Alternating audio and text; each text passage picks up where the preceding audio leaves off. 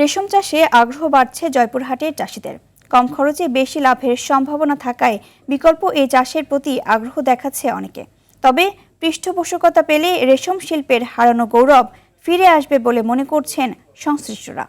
জয়পুরহাট থেকে প্রতিনিধি রাশিদুজ্জামানের তথ্যচিত্রে জানাচ্ছেন নাদিরা সুলতানা।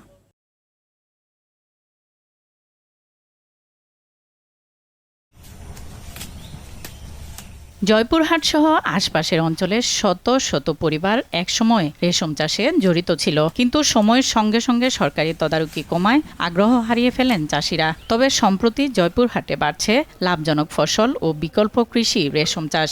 অনুকূল আবহাওয়া ও কম খরচে ভালো লাভের সম্ভাবনা থাকায় রেশম শিল্প নতুন করে আশার আলো দেখাচ্ছে।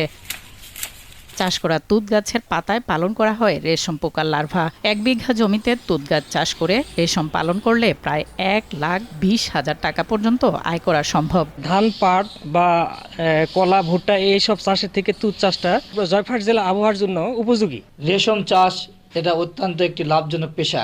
সরকার আমাদের সহযোগিতা করে, সব সহযোগিতা করে। রেশমের যত প্রকার জিনিস সব দেয় সরকার। রেশম উৎপাদনে প্রশিক্ষণ ও প্রয়োজনীয় সহায়তা বাড়ানোর কথা জানান সংশ্লিষ্ট কর্মকর্তা।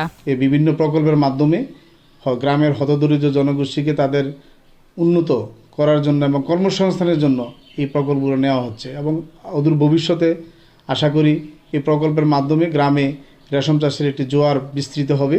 রেশম শিল্পকে ঘিরে এখনও রয়েছে অপার সম্ভাবনা, তবে সেই সম্ভাবনাকে বাস্তবে রূপ দিতে প্রয়োজন কার্যকর উদ্যোগ। তা না হলে ঐতিহ্যবাহী এই শিল্প সময়ের স্রোতে হারিয়ে যেতে পারে বলে মনে করছেন সংশ্লিষ্টরা।